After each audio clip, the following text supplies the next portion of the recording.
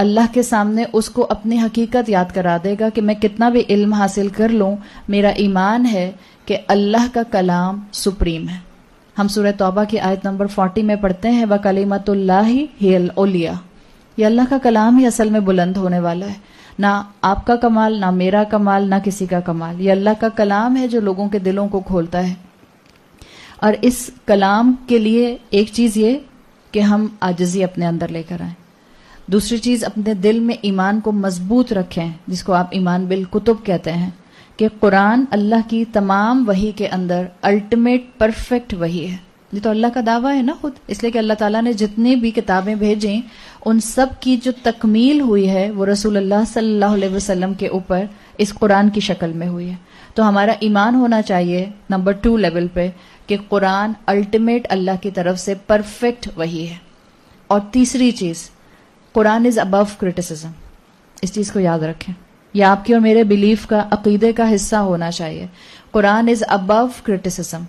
نہ میں قرآن پر کرٹیسزم کروں گی اور نہ میں کرٹیسزم اپنی اولاد کو اس کے اوپر کرنے کے لیے انکریج کروں گی. دیکھیں آپ باہر کے لوگوں کے منہ بند نہیں کر سکتے. ہاں آپ کو اپنا کنوکشن چاہیے، آپ کو اپنا کردار مضبوط کرنا ہے، اور جو نسل اور جو لوگ آپ کے انڈر آتے ہیں ان کی تربیت کی کوشش کیجیے. انہی کی ذمہ داری اور انہی کا سوال آپ سے اور مجھ سے ہوگا. یہ میرا اور آپ کا ایمان ہونا چاہیے کہ اس قرآن میں جتنے بھی احکامات ہیں مجھے پسند آتے ہیں یا نہیں پسند آتے، کیا سب اللہ کی طرف سے؟ اس پر تو ایمان ہے نا کہ سب اللہ کی طرف سے. جو بھی قرآن کے احکامات ہیں یاد رکھیں وہ اللہ رب العزت کی طرف سے ہیں. اور اللہ نے جب بندوں کو قرآن کا علم دینے کی بات کی سورہ رحمان میں، تو اللہ تعالیٰ نے اپنا کون سا نام مینشن کیا؟ الجلیل مینشن نہیں کیا. کون سا نام مینشن کیا؟ الرحمن علم القرآن. اللہ رحمان ہے، یعنی اللہ کا دیا ہوا ہر حکم محبت سے بھرا ہوا ہے، چاہے مجھے اللہ کی محبت نظر آتی ہے یا نہیں نظر آتی. اللہ کا دیا ہوا ہر حکم رحمت سے بھرا ہوا ہے، چاہے وہ رحمت میں اس عمل کو اپنے اوپر اپنانے کے بعد دنیا میں محسوس کر رہی ہوں یا نہیں محسوس کر رہی. اللہ کے ہر حکم میں مرسی اور کمپیشن ہے. یہ آپ کا اور میرا بیلیف ہونا چاہیے، یہ آپ کا اور میرا عقیدہ ہونا چاہیے. جب آپ اس نیت کے ساتھ قرآن کے سامنے آ کر بیٹھتی ہیں تو الحمدللہ آپ کی زبان کبھی بھی قرآن پر ایلیگیشن نہیں لگا سکتی. کیا آج دنیا قرآن پر ایلیگیشن لگا رہی ہے؟ دنیا قرآن پر ایلیگیشن لگا رہی ہے. تو آپ اور میں وہ چند مٹھی بھر مسلمان ہیں جو آپ اللہ تعالیٰ نے آپ کو، یا جہاں جہاں جو لوگ قرآن کی کلاسز میں جا کر بیٹھ رہے ہیں، یہ آٹے میں نمک کے برابر ہے. ہمیں لگتا ہے بہت زیادہ ہے. ذرا پاکستان کی کل آبادی دیکھیے کتنی ہے، آلموسٹ 20 کروڑ کے قریب ہے. کتنے لوگوں کو یہ لگژری ملی ہوئی ہے کہ وہ قرآن کا علم حاصل کرنے کے لیے اپنے گھروں سے نکل سکتے ہیں، اور ان کے آس پاس ان کے اپروچ کی جگہوں پر وہ کلاسز اویلیبل بھی ہیں. آٹے میں نمک کے برابر لوگ ہیں. تو آپ وہ چند لوگ ہیں جن کو اللہ نے قرآن کے سامنے لا کر بٹھایا ہے، جن کو اللہ موقع دے رہا ہے کہ آپ کی زندگی میں اتنی اللہ نے لگژریز رکھی ہیں کہ ہم آرام سے نکل کے آ رہے ہیں اور اللہ کی کتاب کا علم حاصل کر رہے ہیں. تو یاد رکھیں آپ پر اور مجھ پر ذمہ داری آتی ہے. آج جو دنیا قرآن پر ایلیگیشن لگا رہی ہے اس میں مجھے اور آپ کو بھی اس کو ٹھیک کرنے کے لیے ان ایلیگیشنز کے اگینسٹ کھڑے ہو کر بہترین مسلمان بن کر دکھا کر قرآن کے ہر بہترین اینگل پر عمل کر کے آپ نے اور میں نے پریکٹیکلی ایک امت بن کے دکھانا ہے. یہ ذمہ داری آپ کی اور میرے اوپر ہے. ہماری زبان الحمدللہ قرآن پر ایلیگیشن نہیں لگاتی ہوگی، مجھے امید ہے. ہمیں کوئی حکم قرآن کا نہیں بھی سمجھ آتا ہوگا تو بھی ہم اپنی زبانوں کو روک لیتے ہوں گے. جیسے ہم سب خواتین بیٹھی ہیں تو یوزلی ہم خواتین کو وہ قرآن کا حکم نہیں پسند آتا جہاں قرآن نے مردوں کو 4 شادیوں کی اجازت دی ہے. ہم کتنا بھی دیندار ہو جائیں، ہم میں سے کسی کو بھی وہ چیز پسند نہیں آتی ہے. تو ٹھیک ہے، نہیں پسند آتی، نہ پسند آئی، لیکن اس کا ہرگز یہ مطلب نہیں ہے کہ ہم یہ کہنا شروع کر دیں کہ نہیں یہ دین کا حصہ نہیں ہے. یہ دین کا حصہ ہے، ہمیں اس کو سمجھنا چاہیے.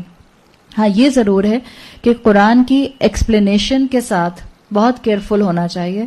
اسی لیے ہم نے آپ سے کہا ہے اور ہم نے اپنے فلائر میں لکھ دیا ہے کہ یہاں پر کوئی بھی چیز آپ کو میں اپنی طرف سے نہیں بتا رہی ہوں گی. یہاں آپ کو کلاسیکل اسکالرز اور کنٹمپرری اسکالرز جو بھی ہیں، اس لیے کہ کلاسیکل اسکالرز وہ ہیں جن کے کندھوں پر رکھ کر کنٹمپرری اسکالرز نے اپنے کام کو آگے بڑھایا ہے. یہی آپ کی ایکیڈیمیا کی اپروچ ہوتی ہے نا. سائنٹیفک اسٹڈیز کیسے آگے بڑھتی ہیں، انٹیلیجنسیا کیسے آگے بڑھتا ہے، سائنٹیفک جو ڈسکوریز ہیں وہ کیسے آگے بڑھتی ہیں، ایسے ہی آگے بڑھتی ہیں نا. جو پچھلی صدی کے سائنٹسٹ تھے جنہوں نے ڈسکور کر لیا، انہی کی ڈسکوریز کو آگے فردر بڑھایا جاتا ہے. اسی طرح سے قرآن کو سمجھنے کا اصول بھی یہی ہے. آپ کے سامنے جتنی بھی بات رکھی جائے گی وہ ساری کی ساری یا تو کلاسیکل اسکالرس کی زبان سے ادا ہوئی ہے، ان کی کتابوں میں موجود ہے، یا وہ کنٹمپرری اسکالرس کے سامنے رکھی گئی ہے اور انہوں نے اس کو آگے بڑھا کر حالات کے حساب سے ڈرائیو کر کے بتایا ہے. اسی بیسس کے اوپر ہم اپنے مسئلوں کا حل انشاءاللہ قرآن سے لینے کی کوشش کریں گے. لیکن جو بھی ہم علم یہاں حاصل کریں یا جو بھی آپ کہیں بھی قرآن کا علم حاصل کریں، آپ کو ultimately and of the day یہ کبھی بھی کلیم نہیں کیا جا سکتا کہ کوئی انسان کہے کہ مجھے اس آیت کا مطلب مکمل سمجھ آ گیا. کوئی کہہ سکتا ہے؟ آپ نے کئی مرتبہ سورہ کہف سنی ہوگی. آئی ایم شیور آپ لوگوں نے ہو سکتا ہے سورہ کہف کی ایکسپلینیشن بھی کئی مرتبہ سنی ہو. لیکن یہ ہوتا ہے کہ نہیں ہوتا؟ آپ جتنی مرتبہ جس سورت کو بھی مختلف لوگوں سے سنتے ہیں، آپ کو اس کا ایک الگ امپیکٹ نہ ملتا ہے، آپ کو ایک اس کے الگ مفہوم اور معنی سمجھ آتے ہیں. یہ قرآن کے وہ خزانے ہیں جو کبھی ختم نہیں ہوں گے. آپ دیکھیں اسکالرس 30 والیوم کی تفسیر لکھتے ہیں اور آخر میں کیا لکھ دیتے ہیں؟ واللہ عالم، اللہ بہتر جانتا ہے. کہ ہم نے اپنی طرف سے تو ایفرٹ کر لی ہے، لیکن اللہ بہتر سمجھتا ہے کہ اللہ تعالیٰ نے اس میں کتنا اور خزانہ جو ہے وہ چھپا کر رکھا ہوا ہے. اور یاد رکھیں جو جتنا علم میں بڑھتا جاتا ہے، اس لیے میں نے آپ کو پہلی بات کی تھی، قرآن کا طالب علم ہونے کی حیثیت سے عاجزی سب سے پہلی چیز ہے. اور عاجزی صرف اس کلام کے سامنے نہیں، اس کلام کے سامنے عاجزی یہ ہے کہ آپ اس کے احکامات کو چیلنج مت کریں، اس کو سمجھیں. اگر عمل نہیں کر رہے، اول تو عمل کرنا ہے، یہ آپ کا اور میرا بیسٹ ایفرٹ ہونا چاہیے. اول تو عمل کرنا ہے. اور اگر میں قرآن کے کسی واضح حکم پر عمل نہیں کر رہی تو میں اس کو جسٹیفائی کرنے کے لیے قرآن کے حکم کو نگیٹ نہ کروں. میں کہوں ہاں ٹھیک ہے قرآن کا حکم ہے، اللہ مجھے بھی توفیق دے اور اللہ میری بھی ہدایت کے لیول کو بڑھائے. ہمیں یہ ماننا چاہیے. یہ بہت ہی زیادہ ہمبل وے ہے جس میں توفیق مل جاتی ہے انسان کو.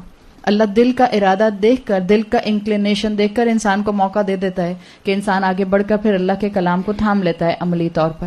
سورہ آل عمران کے اندر آتا ہے، اللہ تعالیٰ نے فرمایا، سورہ آل عمران آیت نمبر 7، الراسخون فی العلم، جو جتنا علم میں پختہ ہوتا جاتا ہے، جو جتنا علم میں آگے بڑھتا جاتا ہے، یقولون آمنا بہ، وہ کیا کہتے ہیں؟ ہم تو ایمان لائے اس کے اوپر، ہم ایز اٹ از اس قرآن کو مانتے ہیں. کل من عند ربنا، یہ پورے کا پورا قرآن کس کی طرف سے ہے؟ یہ ہمارے رب اللہ رب العزت کی طرف سے ہے. سورہ آل عمران کی آیت نمبر 7 میں یہ آتا ہے. جہاں آپ کو قرآن کے احکامات میں لگے کہ کہیں ایمبیگوٹی آ رہی، دیکھیں قرآن کے 2 طرح کے احکامات ہیں. ایک آپ کہتی ہیں 2 طرح کی آیات ہیں، آیات احکامات اور آیات متشابہات. متشابہات میں تو آپ کو اور مجھے بالکل بریک لگا دینا ہے، اور اسکالرز نے بھی بریک لگایا ہے، اس لیے کہ اس کا اصول کیا ہے تفسیر کے اندر، اصول و تفسیر میں متشابہات میں، جیسے متشابہات میں اللہ کی کرسی، اللہ کا عرش، اللہ کا ہاتھ، یہ سب متشابہات ہے نا. آپ نے اور میں نے نہیں دیکھا، یہ غیب کی چیزیں ہیں. جنت یا دوزخ، یہ بھی متشابہات ایک طرح سے ایسے ہے کہ آپ نے اور میں نے دیکھی نہیں ہے. تو جتنی بھی قرآن کی وہ چیزیں جو ہم اپنی سر کی آنکھوں سے نہیں دیکھ سکتے ہیں، اپنے 5 سینسز سے جن کو ہم محسوس نہیں کر سکتے اس دنیا میں، ان کے لیے اصول یہ ہے کہ جو آپ کو اللہ اور اللہ کا رسول اور صحیح احادیث بتا دیں اس کو سن لیجئے، اس کے بعد خاموشی اختیار کر لیجئے. اس کے آگے اپنی انٹیلیکٹ وہاں استعمال کرنے کی ضرورت نہیں ہے، وہاں پر اپنے آپ کو روک لیں. اور جو احکامات کا معاملہ ہے، جو اللہ تعالیٰ نے اپنے رسول صلی اللہ علیہ وسلم کے ذریعے اور اپنے بعد کے مفسرین کے ذریعے واضح فرمایا ہے، اللہ سے دعا کریں. دیکھیں قرآن بتانے والے ہر طرح کے ہوتے ہیں، ہر طرح کے ہوتے ہیں، اس لیے اللہ سے دعا کیا کریں کہ اللہ جہاں میں جا رہی ہوں بولنے والے کو حق بولنے کی توفیق دے، اور جو حق ہو اس کو میرے دل میں اتار دے. یہ ہر دن نیت کر کے آئیں، ہر دن دعا کر کے آئیں. ہم سب کو اس دعا کی ضرورت ہے، اس لیے کہ شیطان کیا فارغ بیٹھ جاتا ہے ان لوگوں سے جو لوگ اللہ کی کتاب کا علم حاصل کرنا شروع کر دیتے ہیں، وہ زیادہ ان پر حملہ کرنے کی کوشش کرتا ہے. تو اب آپ کا اور میرا کام کیا ہے کہ ہم اپنا پری ریکویزٹ یہ رکھیں کہ ہم اللہ کی کتاب کو اس عاجزی کے ساتھ پڑھیں گے کہ اللہ اصل کلام، اصل چیز آپ کے پاس ہے. ہم جتنا اسکالرز کی روشنی میں، بتائی ہوئی تعلیم کی روشنی میں اس کو سمجھ سکیں گے، ہم انشاءاللہ اس کو سمجھیں گے، اور یہ چیز ہمیں انشاءاللہ قرآن کے اوپر کرٹیسزم سے دور رکھے گی. اس وقت امت کو کرٹیسزم کی ضرورت نہیں ہے، اس وقت امت پھٹ رہی ہے. ٹالرنس لیول ہمارے اندر 0% ہے، اور شاید بلکہ بلو 0 لیول ہے. اپنے اندر ٹالرنس لیول لے کر آئیے. اپنے اندر جو جتنا زیادہ، جو برتن کہتے ہیں جتنا بڑا ہوتا ہے اس میں آپ اتنا سامان ڈالتے جائیں، چیز ڈالتے جائیں تو آتی جاتی ہے. اپنے دل کے برتن کو بڑا کریں. آپ کو اس لیے میں نے اورینٹیشن میں کہا تھا جو دل صاف ہوتا ہے وہی دل اسپرچویلٹی کے لیے کھلتا ہے. جو دل صاف ہوتا ہے اس میں اللہ کی محبت آ سکتی ہے. جو دل صاف ہوتا ہے اسی کے اندر انسان عبادت کا بوجھ ڈال سکتا ہے. تو ہم اللہ سے دعا کرتے ہیں کہ اللہ تعالیٰ ہمارے اندر یہ عاجزی لے کر آئے. ہر ایک آپ میں سے جو یہاں مختلف عمر کے لوگ بیٹھے ہیں, آپ میں سے ہر ایک کے پوٹینشیلز ہیں. ہر ایک کے اندر اللہ نے کوئی نہ کوئی ایک چیز ڈومیننٹ رکھی ہے, کوئی ایک صفت ہر ایک کے اندر. دیکھیں سب کو بولنے کی صفت نہیں ملتی. کچھ لوگ بہت اچھے رائٹر ہوتے ہیں, صحیح, کچھ لوگ بہت اچھے تھنکر ہوتے ہیں, کچھ لوگ بہت جو ہیں وہ اچھا فزیکل ورک کر سکتے ہیں. ہم میں سے جتنے بھی لوگ قرآن کے سامنے بیٹھیں گے اللہ سے دعا کریں کہ اللہ میرے اندر جو آپ نے وہ ایک اسپیسیفک کریکٹرسٹک رکھی ہے اس کو میرے سامنے واضح کر دے, اور مجھے توفیق دے کہ میں اپنی اس کوالٹی کو دین کے لیے استعمال کروں. اور یہاں پر جتنا بھی ینگ کراؤڈ بیٹھا ہے, کیونکہ الحمدللہ مجھے امید ہے کہ جو باقی میرے آگے پیچھے عمر کی خواتین ہیں, ہم لوگ تو اپنا وقت جو ہے وہ نہیں ضائع کرتے ہوں گے. اور اس بات کی نشانی الحمدللہ کہ ہم یہاں آ کر بیٹھے ہیں, کہ ہم مالز کے اندر اور ہم شاپنگز کے اندر اور ہم گاسپس کے اندر اور ہم کٹی پارٹیز کے اندر گھنٹوں, یا ہم فون پکڑ کر گھنٹوں گاسپس نہیں کرتے رہتے ہوں گے. لیکن جو ہماری یوتھ ہے, جو ہمارے نوجوان بچے ہیں, ان کو بہت زیادہ اپنے وقت کے استعمال کی اہمیت کو سمجھنا ہے. اللہ نے جو زندگی دی ہے, جو جوانی کا وقت ہوتا ہے ہم سب سمجھ سکتے ہیں. جو اب اس وقت ہم میرڈ ہیں, اس لیے کہ شادی ہونے کے بعد جو رسپانسبلٹیز کا آپ کے اوپر انبار آتا ہے وہ اس سے پہلے کی زندگی ایسے لگ رہا ہوتا ہے کہ جیسے جنت تھی. جب آپ کی شادی ہو جاتی ہے اور بچے ہو جاتے ہیں اور میکا اور سسرال اور سب کچھ آپ کو کرنا پڑتا ہے. یہ جب تک آپ کی شادی نہیں ہوتی ہے, اگر اللہ نے نصیب میں رکھی ہے تو ہوگی الحمدللہ. اور اللہ سے ہم دعا کرتے ہیں کہ اللہ تعالیٰ ہر بیٹے اور بیٹی کو نیک خاندان اور نیک شوہر اور اسپاؤس عطا کرے. لیکن یہ وقت ہوتا ہے, یہ وقت ایک سیریل کے بعد دوسرا سیریل دیکھنے کا نہیں ہوتا. یہ وقت صرف اور صرف گیمز کھیلنے کا نہیں ہوتا. یہ وقت انسٹاگرام پہ گزارنے کا نہیں ہوتا. مسلمان قوم وہ چنے ہوئے لوگ ہیں جن کے کندھوں کے اوپر ایک بہت بڑی ذمہ داری ہے. آپ اور میں یہ وقت ایسے ہی نہیں گزار کے جا سکتے. جیسے ایک بلی اس دنیا میں زندگی گزارتی ہے, آپ میں جن کے گھر میں بلی ہوگی, میرے گھر میں ایک بلی ہے, اور اس کو دیکھ کر میں بہت رشک کرتی ہوں. اسے کچھ کرنا ہی نہیں ہوتا, بس کھاتی ہے اور سو جاتی ہے, کھاتی ہے اور سو جاتی ہے, کھاتی ہے اور سو جاتی ہے. پھر میں سوچتی ہوں کہ ٹھیک ہے بھائی, اس کی یہی جنت ہے, یہی دنیا ہے اور یہی جنت ہے اس کی. ہمارے لیے تو اللہ تعالیٰ نے جنت عدن تیار کر کے رکھی ہے نا. تو ہمارا تو ایمان ہے کہ جتنا اس دنیا میں محنت کریں گے, ایفرٹ کریں گے, اسی ایفرٹ کا پھل تو ملے گا آخرت میں. تو اپنے بچوں کے اندر یہ چیز ڈالیں. اور جتنا یہاں پر ینگ کراؤڈ بیٹھا ہے, اپنے وقت کو اپنی سب سے بڑی کموڈٹی سمجھیں. یہ وقت ضائع کرنے کے لیے نہیں ہے, یہ وقت اللہ تعالیٰ نے انویسٹمنٹ کرنے کے لیے دیا ہے. اور جس کے پاس جتنی بڑی انویسٹمنٹ ہوتی ہے وہ اس کو اتنا زیادہ انویسٹ کرتا ہے. سورہ نجم کے اندر اللہ تعالیٰ نے فرمایا ہے آیت نمبر 39 میں, وَأَلَّيْسَ لِلْإِنسَانَ إِلَّا مَا سَعَى, انسان کے لیے اور کچھ نہیں ہے سوائے اس کے جس کی اس نے ایفرٹ کی. تو اللہ کے پاس پہنچیں گے تو کیا کہیں گے, اللہ دن کے 6 گھنٹے میں نے وہ سیریل دیکھا تھا, یا سیزن دیکھا تھا, یا مووی دیکھی تھی, یا ڈرامہ دیکھا تھا. اللہ نہ کرے کہ ہم خواتین کہہ رہی ہوں کہ ہم ایک کے بعد ایک رمضان ٹرانسمیشن دیکھے جا رہے ہیں, یا ہم ایک کے بعد ایک جو ہیں وہ ڈرامہ یا جو ہیں ہم مارننگ شوز دیکھے جا رہے ہیں. یہ ایفرٹ پوچھا جائے گا, اس کے بارے میں سوال ہوگا, کہاں گزارا تھا وقت, کس جگہ لگایا تھا. آپ کو اور مجھے پیپل آف ایکسلنس بننا ہے. اسکالرس کہتے ہیں جو کام کریں بہترین طریقے سے کریں. جیسے آپ میں سے جو خواتین ہیں افطاری بنائیں تو بہترین طریقے سے بنائیں. روتے ہوئے کیا افطاری بنانی تو پھر بھی پڑے گی, تو فائدہ, خوشی خوشی بنا لیں. اس خوشی خوشی بنانے میں آپ کے ہاتھ کی جو محبت اور مٹھاس ہے وہ آپ کی اولاد اور آپ کے گھر والوں کو ملے گی, تو آپ کے گھر میں آپ کو خود برکت محسوس ہوگی, فرمانبرداری محسوس ہوگی. جو کریں اس کو پوری کی پوری کوشش کے ساتھ کریں. اللہ کوشش کاؤنٹ کرتا ہے. اس کی فکر نہ کریں کہ میرے کہنے سے کیا ہوتا ہے. بعض اوقات مائیں کہتی ہیں میرے بچے سنتے ہی نہیں تو میرے کہنے سے کیا ہوتا ہے. آپ بچوں سے کہتے ہیں بیٹا اپنے اسکول میں بچوں کو فرینڈس کو بتایا کرو, بچے کہتے ہیں اس سے کیا ہوتا ہے. ہوتا ہے. اللہ کیا کاؤنٹ کر رہا ہے کہ کتنے لوگوں نے آپ کی بات مان لی. کیا اللہ یہ کاؤنٹ کرتا ہے کتنے لوگوں نے میری بات سن لی؟ نہیں. اگر اللہ یہ کاؤنٹ کرتا ہوتا کہ کتنے لوگوں نے میری بات سن لی تو نوح علیہ السلام کے بارے میں کیا خیال ہے. نوح علیہ السلام نے کتنے سال تبلیغ کی تھی؟ 950 سال, 950 years. اور اگر آپ اس کا گراف بناتے ہیں تو وہ گراف تو ڈکلائن ہو رہا ہوتا کنٹینیوسلی. 950 سال میں صرف روایات میں آتا ہے 80 لوگ ایمان لائے تھے. 80, only 80. اللہ یہ نہیں دیکھے گا کہ آپ کی بات پر کتنے لوگوں نے بات مانی، اللہ دیکھے گا آپ نے ایفرٹ کتنے کی، آپ نے کوشش کتنی کی. رسول اللہ صلی اللہ علیہ وسلم کی احادیث میں آتا ہے قیامت کے دن جب سب انبیاء کھڑے ہوں گے، کسی کے پیچھے 10 فالوور، کسی کے پیچھے 3 فالوور، کسی کے پیچھے 2 فالوور، اور بعض انبیاء ایسے ہوں گے جس کے پیچھے کوئی فالوور نہیں ہوگا. تو کیا اللہ تعالیٰ ان سے یہ کہے گا کہ آپ کی ساری جو ہے وہ زندگی ضائع ہو گئی؟ اللہ ان کی کوشش دیکھے گا، اور کوشش انسان کو بہت اوپر لے کر جاتی ہے. ہم اللہ سے اسی کوشش کے ساتھ دعا کرتے ہیں کہ اللہ تعالیٰ ہمارے اس رمضان کو، اس کوشش کو ہمارے آخرت میں اللہ کی رضا حاصل کرنے کا اور جنت الفردوس حاصل کرنے کے لیے حجت بنا دے. ہم اسی عاجزی کے ساتھ سورۃ الکہف کو انشاءاللہ سمجھنا شروع کرتے ہیں. سورۃ الکہف مکی سورت ہے، اور اوتھینٹک سورسز کے مطابق بعض جگہ پہ یہ کہا گیا ہے کہ اس کی بعض آیات جو ہیں وہ مکی ہیں اور بعض مدنی ہیں، لیکن اوتھینٹک نیریشنز کے مطابق سورۃ الکہف پوری کی پوری جو ہے وہ مکی سورت ہے. رسول اللہ صلی اللہ علیہ وسلم کی بخاری میں حدیث آتی ہے جس کے الفاظ آتے ہیں سورۃ الکہف، سورۃ الطٰہٰ اور سورۃ المریم العتق الاول. یہ شروع کی بالکل ریولیشنز میں سے ہیں، مکی دور کی ارلی ریولیشن میں سے یہ 3 صورتیں ہیں، کہف، طٰہٰ اور مریم.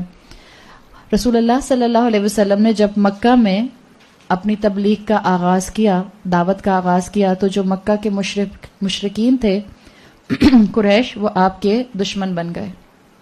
جو آپ کے اپنے رشتہ دار تھے وہ آپ کے مخالف ہو گئے. جو آپ کے بعض دوست تھے وہ بھی آپ کا ساتھ چھوڑ کر چلے گئے. اور یہ وہ وقت تھا جس میں آپ صلی اللہ علیہ وسلم کے بہت چند ساتھی تھے جو آپ کے ساتھ تھے، لیکن یہ ضرور تھا کہ نوجوان جو تھے مکہ کے وہ رسول اللہ صلی اللہ علیہ وسلم کے ساتھ جوائن کر رہے تھے، ایمان لا رہے تھے. تو مشرکین مکہ کو مسئلہ ہوا، ان کو پریشانی ہوئی کہ یہ اللہ کے رسول صلی اللہ علیہ وسلم، یہ جو محمد ہیں، یہ اپنا دین جو بتا رہے ہیں، ان کو آہستہ آہستہ فالوورز ملتے جا رہے ہیں. اور کیونکہ یہ وہ لوگ تھے مکہ کے جن میں کئی ہزاروں سال سے کوئی نبی رسول نہیں آیا تھا، اور یہ جو تھے یہ رسول اللہ کے خلاف بھی اچانک سے ہو گئے تھے، اس لیے کہ رسول اللہ کے فین ہوتے تھے، ایک طرح سے آپ کو صادق اور امین کہا کرتے تھے، آپ کے پاس اپنی امانتیں رکھوایا کرتے تھے. لیکن جب یہ اس طرح سے دین کا آغاز ہوا تو ان کے اندر کا گرج، ان کے اندر کا کینہ باہر آ گیا. تو انہوں نے آپس میں یہ مشورہ کیا. نضر بن حارث ان کا ایک وہ تھا، لیڈر تھا. بعض قریش کے لوگ اکٹھے ہوئے اور انہوں نے نضر بن حارث سے کہا کہ آپ کوئی طریقہ بتائیں کہ جس سے پتہ چلے کہ یہ محمد اصل میں اللہ کے رسول ہیں بھی کہ نہیں ہیں. تو انہوں نے کہا کہ یثرب کے جو جیوز ہیں عالم، اس لیے کہ یثرب میں یہودی ہوتے تھے، مدینہ جو مدینہ کا پرانا نام ہے، مدینہ میں یہودی عالم ہوتے تھے، مدینہ میں ہی نصارہ تھے اور مدینہ میں ہی جیوز تھے. کرسچن اور جیوز دونوں مدینہ میں تھے، مکہ میں نہیں تھے. اگر آپ ہسٹری دیکھیں گی تو جس وقت رسول اللہ صلی اللہ علیہ وسلم پر رسالت کا آغاز ہوا ہے اس وقت پورا قریش جو تھا اس میں زیادہ تر آپ کو مشرکین ملتے تھے. جتنا جوش جو آپ کے لوگ تھے اور جو کرسچن لوگ تھے یہ یثرب اور حجاز کے علاقے میں پھیلے ہوئے تھے، لیکن اس مکہ کے پورشن میں نہیں تھے. تو ان کے سرداروں نے مل کر یہ فیصلہ کیا کہ ہم اپنے میں سے ایک لیڈر کو یثرب بھیجیں گے اور وہاں پر وہ جو یہودی عالم ہیں ان سے پوچھ کر آئیں گے کہ ہمیں کوئی طریقہ بتائیں کہ کیسے پتہ چلے کہ یہ اصلی اللہ کے رسول ہیں، اور کیسے پتہ چلے کہ ہم ان کو جو ہیں وہ شکست دے سکتے ہیں، کیونکہ یہ اب پاپولر ہوتے جا رہے ہیں مکہ کے اندر. تو نضر بن حارث جو تھا یہ ان کے سارے لیڈرز کی طرف سے مل کر مدینہ پہنچا، اور جب یہ مدینہ پہنچا تو وہاں پر اس نے یہودی عالموں سے ملنا شروع کیا. تو جب ان کے آپس میں ملاقاتیں ہوئیں تو اسے بعض یہودی علماء نے نضر بن حارث کو یہ مشورہ دیا کہ دیکھو تمہیں پتہ چل سکتا ہے کہ یہ اللہ کے رسول ہیں یا نہیں ہیں، یا ان کو جو ہے وہ کوئی جن آ کر جو ہے وہ ڈکٹیٹ کرتا ہے. آپ دیکھیں یہ جو بنی اسرائیل کی لائن تھی، جیوز کی لائن تھی، اس میں ہزاروں سال سے انبیاء مستقل اور رسول آ رہے تھے. آپ اگر وہ اس کا فیملی ٹری پڑھیں ابراہیم علیہ السلام کا، تو ابراہیم علیہ السلام ہی کے دونوں جو تھے وہ ذریت تھے، بنی اسرائیلی بھی اور ادھر یہ قریش کے لوگ بھی. بنی اسرائیلی جو تھے وہ چل رہے تھے اسحاق علیہ السلام سے، اور جو قریش کے لوگ تھے یہ چل رہے تھے اسماعیل علیہ السلام سے. لیکن یہاں اسماعیل علیہ السلام کی لائن میں اس ذریت میں کوئی نبی رسول نہیں آیا تھا، جبکہ بنی اسرائیلوں میں کنٹینیوسلی جو قرآن میں الفاظ آتے ہیں فقفینا، کہ یہاں پر اللہ تعالیٰ نے انبیاء کا تار توڑا ہی نہیں، ایک نبی جاتا تھا دوسرا آتا تھا، ایک جاتا تھا دوسرا جاتا تھا، اور بعض اوقات ایک ہوتا تھا تو ایک اور موجود ہوتا تھا، جیسے موسیٰ علیہ السلام اور ہارون علیہ السلام دونوں ایک ساتھ موجود تھے. تو نضر بن حارث جو تھا وہ یہودی علماء کے پاس پہنچا تو اس نے ان کو مشورہ دیا کہ تم اپنے ان صاحب سے جا کے جو اپنے آپ کو دعویٰ کر رہے ہیں کہ اللہ کے رسول ہوں، ان سے 3 سوال کرو. اگر وہ ان 3 کا جواب دے دیں تو وہ اللہ کے رسول ہوں گے، اور اگر وہ ان 3 کا جواب نہ دے سکیں تو تم ان کو قتل کر دینا. اس لیے کہ بنی اسرائیلیوں کی عادت تھی. کیا عادت تھی بنی اسرائیلیوں کی؟ اپنے انبیاء کو قتل کر دینا، اور انبیاء کو قتل کر دینا اور اس کے بعد پھر معافی مانگ لینا، اور پھر اللہ کے سامنے یہ سمجھنا کہ ہم اللہ کے چہیتے ہیں. یہ ان کا ایک طریقہ چلا آ رہا تھا. تو نضر بن حارث جب واپس مکہ آیا اور اس نے کہا کہ مجھے بنی اسرائیلی کے جو علماء ہیں انہوں نے 3 سوال بتائے. اچھا، یہ جو قریش کا علاقہ تھا، اسماعیل علیہ السلام کی جو ذریت تھی، کیونکہ ان میں کوئی کتاب نہیں آئی تھی کئی ہزار سال سے، ان میں کوئی نبی رسول نہیں آیا تھا، تو ان کو ان باتوں کا بالکل علم ہی نہیں تھا. ان کے پاس جو ابراہیم علیہ السلام کے حج کے طریقے یا طواف کے طریقے بھی تھے، وہ بھی آپ جانتے ہیں کہ وہ ڈسٹارٹ ہو چکے تھے. یہ طواف بھی برہنہ نیکڈ کیا کرتے تھے، اور ان کے حج کے طریقے بھی جو تھے بالکل ڈسٹارٹڈ تھے. تو جو 3 سوال بنی اسرائیلیوں نے ان سے کہا کہ آپ پوچھیں، ان میں سے ایک یہ تھا کہ آپ ان سے پوچھئے محمد سے کہ روح کیا ہوتی ہے. اور پھر یہ ان کے علماء نے بتایا تھا نضر بن حارث کو کہ اگر وہ بتا دیں کہ روح کیا ہوتی ہے، جس کا مطلب ہے وہ اللہ کے نبی نہیں ہے. اس لیے کہ روح کیا ہوتی ہے، اٹس بیونڈ آر امیجنیشن. اللہ نے انسانوں کو نہیں بتایا. سورہ بنی اسرائیل میں کیا آتا ہے؟ وَيَسْأَلُونَكَ عَنِ الرُّوحِ، تو اللہ نے جواب کیا دیا ہے؟ قُلِ الرُّوحُ مِنْ أَمْرِ رَبِّي، دیٹس اٹ. بتایا ہی نہیں کہ کیا ہے، کچھ نہیں بتائی ڈیٹیل کہ کیا ہے، بس اتنا بتا دیا کہ اللہ کا امر ہے، اللہ کا حکم ہے. کیا ہوتی ہے یہ نہیں بتایا، اور یہ کسی بھی شریعت کے اندر جو ہے وہ کسی بھی کتاب کے اندر نہیں بتایا گیا. تو جو یہودی عالم تھے انہوں نے ان کو بتا کے بھیجا کہ ان سے پوچھنا روح کیا ہوتی ہے، اور اگر وہ جواب دے دیں اس کا مطلب ہے وہ اللہ کے رسول نہیں، اور اگر وہ کہیں کہ اللہ بہتر جانتا ہے تو وہ اللہ کے رسول ہوں گے. دوسرا سوال انہوں نے یہ کہا کہ ان سے پوچھنا ان چند نوجوانوں کے بارے میں جو کہ غار میں پناہ لینے کے لیے چلے گئے تھے، اور پھر پوچھنا کہ ان کے ساتھ کیا معاملہ ہوا. یہ جو عرب کے لوگ تھے، اور خاص طور پہ جو مکہ کا علاقہ تھا، قریش کا علاقہ، یہ اصحاب کہف سے بالکل واقف نہیں تھا. ان کو بالکل کوئی ان تک سٹوری نہیں پہنچی تھی. اس لیے کہ اگر آپ ان کا جیولوجیکلی ان کا بیک گراؤنڈ دیکھیں تو یہ عرب کا علاقہ، یہ وہ علاقہ بنتا تھا بیچ کا کہ جس کے اندر یہ دنیا سے کٹے ہوئے تھے بالکل. ان کے اوپر آ کر کسی نے انویڈ بھی نہیں کیا. ان کے ایک طرف ایک بہت بڑی امپائر اور دوسری طرف بھی ایک بہت بڑی امپائر تھے. ایک طرف رومنز تھے اور ایک طرف پرشین امپائرز تھے. لیکن ان دونوں بڑی امپائرز نے کبھی اپنا بیک یارڈ بڑا کرنے کے لیے اس ایریا کے اوپر حملہ نہیں کیا. اس لیے نہیں کیا کہ یہاں بالکل بیرن تھا، آئل تو نہیں نکلا تھا نا اس وقت جیسے آج اس وقت سچویشن ہے. بالکل بیرن علاقہ تھا، تپتی صحرا ہوتی تھی، اور ڈیزرٹ کے اندر ٹیمپریچر 50+ جاتا ہے تو آپ دیکھیں کیا حال ہوتا ہوگا. پانی بہت ریئر تھا. یہ جتنی بڑی امپائرز دونوں طرف تھیں انہوں نے کبھی بھی انٹریکشن نہیں کیا. تو یہ عرب کا جو قریش کا علاقہ تھا یہ بالکل دنیا سے کٹے ہوئے تھے. ان کو نہیں معلوم تھا اصحاب کہف کیا ہیں. تو انہوں نے آ کر یہ بات اپنے لیڈرز کو بتائی کہ بنی اسرائیل کے علماء کہہ رہے ہیں کہ ان سے پوچھو کہ اصحاب کہف کا واقعہ کیا ہے اور ڈیٹیل کیا ہے. اور تیسرا سوال انہوں نے کیا کہ اس بادشاہ کے بارے میں بتائیے جس کو اللہ تعالیٰ نے مشرق سے مغرب تک کی کنگڈم دی تھی اور پھر اس نے ایک بہت بڑی دیوار بنائی تھی. ذوالقرنین کا ذکر کیا انہوں نے. تو یہ 3 سوال لے کے نضر بن حارث مکہ واپس آیا، اور انہوں نے یہ سوچا کہ ہم جائیں گے اکٹھے ہو کے اور رسول اللہ صلی اللہ علیہ وسلم کے پاس جو ہے ان تینوں سوالوں کو رکھیں گے. اگر وہ جواب دے دیں گے تو اس کا مطلب ہے کہ وہ اللہ کے رسول ہیں. یہ لوگ آئے اور انہوں نے یہ تینوں سوال رسول اللہ صلی اللہ علیہ وسلم کے سامنے رکھے. اب ایک جو طبرانی کی نریشن میں آتا ہے کہ اللہ کے رسول صلی اللہ علیہ وسلم کی اس وقت تک ایک روٹین بن چکی تھی کہ جبرائیل علیہ السلام ایک روٹین سے آیا کرتے تھے. بعض موقعوں پر آتا ہے کہ ہر 3 دن کے بعد آتے تھے، بعض موقعوں پر آتا ہے کہ ہر 15 دن کے بعد آیا کرتے تھے. تو اللہ کے رسول صلی اللہ علیہ وسلم سے جس دن ان قریش کے لوگوں نے، لیڈرز نے سوال پوچھے، وہ اس روٹین کے مطابق جبرائیل علیہ السلام نے اگلے دن آنا تھا. تو اللہ کے رسول صلی اللہ علیہ وسلم نے ان سے کہا کہ ٹھیک ہے، میں کل تمہیں اس کا جواب دے دوں گا. اور پھر آپ صلی اللہ علیہ وسلم اس کے اوپر انشاءاللہ کہنا بھول گئے تھے. تو بعض روایات میں آتا ہے کہ پھر 3 دن کے بعد، اگلے دن نہیں، 3 دن کے بعد جبرائیل علیہ السلام آئے، اور بعض روایات میں آتا ہے کہ نہیں 15 دن کے بعد جبرائیل علیہ السلام آئے. اب آپ سوچیں کہ رسول اللہ نے کہا تھا میں کل بتا دوں گا، اور وہ شخص جو کہ رسول ہونے کا دعویٰ کر رہا ہے اور وہ شخص جو کہ صادق اور امین ہے وہ کہتا ہے میں کل بتا دوں گا، اور پھر وہ کل نہیں بتاتے، پھر پرسوں گزرتی ہے، پھر ایک اور دن، پھر ایک اور دن، اور 15 دن گزر جاتے ہیں. تو جو قریش کے لیڈرز تھے انہوں نے رسول اللہ کو موک کرنا شروع کر دیا، مذاق اڑانا شروع کر دیا کہ یہ کہتے ہیں، کلیم کرتے ہیں کہ یہ اللہ کے رسول ہیں، اصل میں اللہ کے رسول نہیں ہیں. تو آپ صلی اللہ علیہ وسلم بھی بہت ذہنی اذیت سے گزرے ہوں گے ان دنوں میں جب تک کہ جبرائیل علیہ السلام نہیں آئے ہوں گے.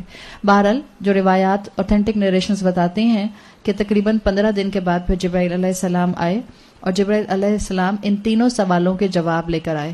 جو روح کا سوال کیا گیا تھا کہ روح کیا ہے، اس کا جواب سورہ بنی اسرائیل کے ذریعے دیا گیا. سورہ بنی اسرائیل کی وہ آیات بھی اسی موقع پر نازل ہوئیں جس کے لیے آپ کو بھی بتایا کہ وہ انہوں نے جو سوال کیا تھا روح کا، اس پر آیت نازل ہوئی وَيَسْأَلُونَكَ عَنِ الرُّوحِ وَقُلِ الرُّوحُ مِنْ أَمْرِ رَبِّهِ. یہ سورہ بنی اسرائیل کی ہی آیت ہے کہ اللہ تعالیٰ نے کہہ دیا کہ روح اللہ کا امر ہے اور اللہ ہی اس کی اصل حقیقت جانتا ہے. انسانیت کے لیے، انسان کے لیے اٹس بیونڈ امیجنیشن. اور باقی دونوں سوالوں کے جواب سورہ کہف کے اندر دیے گئے. جو اصحاب غار تھے، اصحاب کہف تھے، ان کا واقعہ سورہ کہف کے اندر آ گیا شروع میں، اور جو ذوالقرنین تھا اس کا ذکر جو تھا وہ آ گیا تقریباً سورہ کہف کے اینڈ کے اوپر کہ یہ کون ہے اور ان کے لیے اللہ تعالیٰ نے کیا چیز جو تھی وہ رکھی تھی اہم. تو اس طرح سے یہ سوالوں کے جواب جو تھے وہ اللہ تعالیٰ کے رسول کے ذریعے لوگوں کو دیے گئے. اب سورہ کہف اور سورہ کہف کا ہماری زندگیوں میں اہم ہونا، یہ تو بیک گراؤنڈ تھا نا کہ سورہ کہف کس وقت نازل ہوئی. سورہ کہف الحمدللہ ہماری زندگیوں میں ایک طرح سے ہر ہفتے کی روٹین میں شامل ہے، اور الحمدللہ مجھے امید ہے کہ آپ سب لوگ کوشش کرتے ہوں گے کہ آپ لوگ سورہ کہف کو ہر جمعے کے جمعے ضرور پڑھیں، اس لیے کہ یہ رسول اللہ صلی اللہ علیہ وسلم کی بتائی ہوئی، ترغیب دی ہوئی صورت ہے. بعض صورتوں کے بارے میں ہمیں فضائل ملتے ہیں، ان کے ورچوز ملتے ہیں، لیکن اس کی سنت سے کوئی سند نہیں ملتی ہے. تو بے شک کوشش یہ کریں. پورا قرآن یقیناً اللہ کی طرف سے ہے، پورا قرآن شفا ہے، لیکن جن صورتوں کو، جن آیات کو اللہ کے رسول صلی اللہ علیہ وسلم کے ذریعے فضیلت دے دی گئی ہے، ہمارا کام ہے ہم ان کو تھامیں ضرور، اور جس وقت ان کو پڑھنے کا کہا گیا ہے ہم ان کو ضرور پڑھیں. جیسے سورہ بقرہ کی آخری 2 آیات کب کہا رسول اللہ نے پڑھنے کو؟ ہر رات سونے سے پہلے ضرور پڑھیے. 2 فرشتے اللہ تعالیٰ آپ کے لیے اپوائنٹ کر دیتے ہیں جو آپ کی صبح تک حفاظت کرتے ہیں. اسی طرح سے سورہ ملک کب پڑھنے کا کہا؟ عشاء کی نماز اور سونے کے درمیان جب آپ کو موقع مل جائے آپ اپنی جو ہے سورہ ملک پڑھ لیجئے. اسی طرح سے ہر جمعے کو رسول اللہ صلی اللہ علیہ وسلم نے سورہ کہف پڑھنے کا کہا ہے. اور کیوں سورہ کہف پڑھنے کا کہا ہے؟ اگر آپ انشاءاللہ جب آپ سورہ کہف کو مکمل پڑھ لیں گی تو آپ کو اندازہ ہوگا کہ سورۃ الکہف اصل میں ویسے تو پورا قرآن ہی ہے، لیکن سورۃ الکہف اسپیسیفکلی بہت ہی کم آیات کے اندر آپ کو مسلمانوں کی مسائل جو اس وقت ہیں اس کا حل دے دیتی ہے. اس وقت مسلمانوں کے اوپر مسائل کی بمبارڈمنٹ ہے، چاہے آپ انڈیویجولی دیکھ لیں چاہے آپ کلیکٹیولی دیکھ لیں. مسلمان چاہے امت کے طور پر دیکھ لیں یا مسلمان چاہے جیوگرافیکل جو کنٹریز میں ڈیوائیڈڈ ہیں آپ ان کو دیکھ لیں، ایک کے بعد ایک ڈیزاسٹر ہٹ کرتا ہے کہ نہیں کرتا؟ ایک کے بعد ایک مسئلہ آتا ہے یا نہیں آتا؟ اور بعض اوقات ہم مسلمان اگر ایک بڑے اسکوپ سے ہٹ کر انڈیویجولی بھی دیکھیں، انفرادی طور پر بھی، تو آپ اور میں سوچ رہے ہوتے ہیں کہ ہم اللہ کے راستے میں چلنے کی کوشش کرتے ہیں، اور ایک مشکل کے بعد ایک اور مشکل آ جاتی ہے، ایک سالو ہوتی ہے تو ایک اور مشکل آ جاتی ہے، ایک ہرڈل ہم کراس کرتے ہیں تو ایک اور رکاوٹ سامنے کھڑی ہوتی ہے. اس سارے کے اندر سورہ کہف اصل میں آپ کو اور مجھے بہت سی ریمیڈیز بتاتی ہے اور بہت سا طریقے بتاتی ہے. سورہ کہف کے اندر آپ کو جو جسٹ ملے گا وہ یہ ملے گا کہ اللہ تعالیٰ اس کے ذریعے ایمان کو مضبوط کرتے ہیں انسان کے. اور اگر میں اس کو ایک جملے میں بولوں سورہ کہف کی تھیم کو کہ سورہ کہف کی تھیم کیا ہے، جب آپ اللہ کی طرف پروٹیکشن کے لیے پلٹیں گے تو اللہ آپ کو پروٹیکٹ کرے گا. This is the simple one liner theme of سورۃ الکہف. جو انسان پناہ لینے کے لیے اللہ کی طرف جائے گا، ایمان رکھیں، اللہ اس کو پروٹیکٹ کرے گا. اور یہ جملہ ہم ہر پریشانی پر اگر اپلائی کریں گے تو ہمیں پتہ چل جائے گا کہ کیوں رسول اللہ صلی اللہ علیہ وسلم نے ہر جمعے کو ہمیں سورۃ الکہف پڑھنے کا کہا ہے. سورۃ الکہف کی کئی برکتیں آپ کو احادیث میں مل جاتی ہیں. صحیح بخاری میں حدیث آتی ہے جس کا مفہوم ہے کہ ایک مرتبہ ایک شخص سورۃ الکہف پڑھ رہا تھا اور پاس ہی اس کا گھوڑا بندھا ہوا تھا. تو وہ کہتے ہیں کہ جب میں سورۃ الکہف پڑھ رہا تھا تو میں نے غور کیا کہ جب میں تلاوت کرتا ہوں تو ایک بادل قریب آتا ہے اور پھر میں جب تلاوت روک دیتا ہوں تو بادل اوپر چلا جاتا ہے. تو جب یہ بادل شینڈلیئر کی طرح اوپر نیچے ہو رہا تھا, آپ امیجن کریں یہ شینڈلیئر لگا ہوا ہے اور ہم بول رہے ہوں تو یہ شینڈلیئر نیچے آنا شروع ہو جائے آہستہ آہستہ آہستہ آہستہ, اور پھر آہستہ آہستہ آپ بولنا بند کر دیں تو اوپر جانے لگ جائے. تو ظاہر بات ہے جانور جو ہوتے ہیں ان کی سینسز ویسے بھی بڑی شارپ ہوتے ہیں. تو ان کا جو گھوڑا تھا وہ بدک رہا تھا, تو یہ پریشان ہو گئے. جب یہ پریشان ہوئے تو یہ رسول اللہ صلی اللہ علیہ وسلم کے پاس گئے, اس لیے کہ ان یوزول تھا نا بادل کا اس طرح اوپر نیچے کرنا ان کے سر کے اوپر.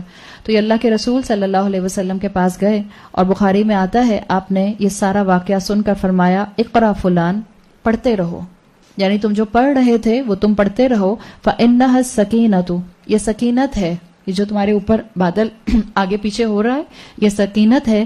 تنزلت عند القرآن, یہ قرآن کے پاس نازل ہوتی ہے. اور ایک روایت میں آتا ہے تنزلت للقرآن, یہ قرآن کے لیے نازل ہوتی ہے. اور امام ابن حجر کہتے ہیں اس حدیث کی شرح کے اندر کہ یہ جو سکینہ ہے اصل میں یہ فرشتے ہیں, اس لیے کہ جہاں فرشتے ہوتے ہیں وہاں سلامتی اور وہاں سکون ہوتا ہے. تو جب سورۃ الکہف پڑھی جاتی ہے تو اللہ تعالیٰ اس انسان کے اوپر سکینت نازل فرماتے ہیں. ویسے تو یہ الحمدللہ پورے قرآن کا اصول ہے. آپ بہت ڈسٹریس کا شکار ہوں, آپ بہت پریشان ہوں, آپ انگزائٹی میں ہوں, آپ قرآن پڑھنا شروع کر دیں, شروع میں آپ سے 2 آیتیں بھی نہیں پڑھی جا رہی ہوتی ہیں, وہ شیطان ہوتا ہے جو آپ کو تھکا رہا ہوتا ہے.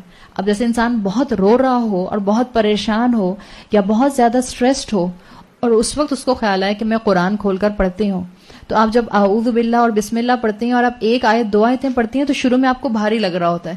پھر جب آپ پڑھنا شروع کرتی ہیں تو آپ کو فلو کیسے مل جاتا ہے, پھر آپ پڑھتی جاتے ہیں اور پھر آپ کو ایسے لگتا ہے جیسے کسی نے آپ کے دل کے اوپر تسلی رکھ دی ہے, ہاتھ رکھ دیا ہے.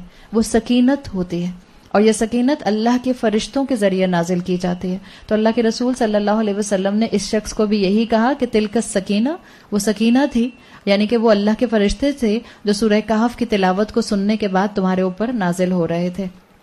آپ دیکھیں جس گھر میں, گھر ہر طرح کے ہوتے ہیں نا, آپ ہر طرح کے گھروں میں جاتی ہوں گی, بعض گھروں میں آپ جاتی ہوں گی آپ کو کمفرٹیبل فیلنگز نہیں آتی ہیں, محسوس کیا کبھی آپ لوگوں نے, اور بعض گھروں میں آپ جاتے ہیں تو آپ کو کتنا سکون محسوس ہوتا ہے. یہ کیا ہوتا ہے؟